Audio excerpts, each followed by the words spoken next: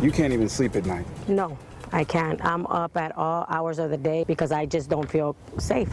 People in Lehigh Acres living in fear and desperate for a cure to the crime that's been plaguing their community for years now. Their calls for change coming in the shadow of a rash of burglaries that broke out overnight. And they come hours after Lee County Sheriff's deputies released new figures showing crime in Lehigh Acres is growing at an alarming rate. 4 in your corner's Malcolm Johnson breaking down the numbers for you tonight. He's live. Malcolm?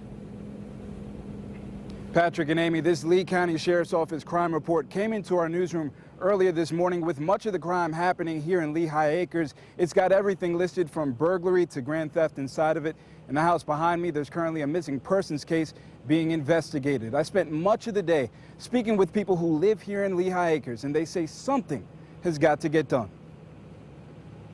The beginning of March didn't bring a fresh start to Lehigh Acres. This crime report lists 12 crimes, all occurring in Lehigh on Monday. 4 of them are car burglaries, including one here on Harry Avenue. We caught a couple of guys in our vehicle when my husband walked out to throw some garbage. Having 2 cars broken into in 1 year, and looking at Monday's crime report, Antonia is reminded of why she's so vigilant when it comes to protecting her 5 children. You can't even sleep at night. No, I can't. I'm up at all hours of the day because I just don't feel safe. I have to be checking on my kids every 2 hours to make sure that nobody's coming through the window or trying to unlock the front door. Just around the corner, thieves broke into 2 vehicles on Hightower Avenue.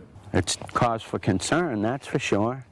So many of them in one day, so close to the same area. It happened right next door to construction worker Richard Holmes, who keeps his tools in the bed of his truck. This is a lot of money's worth in tools here. Is there any fear that this stuff can get taken?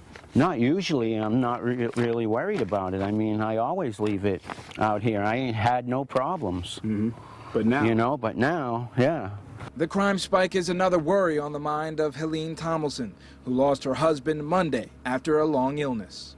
It's hard for me to project my voice right now. She was too emotional to talk about his life, but didn't hesitate to talk about how she's prepared to protect her own in her crime-ridden neighborhood. At any point, are you scared for yourself and for your granddaughter? I'm very scared. I have made the decision to take a course to get a gun and, get a permit and then be taught how to use it so that, I can protect us in the event somebody does break in when we're home.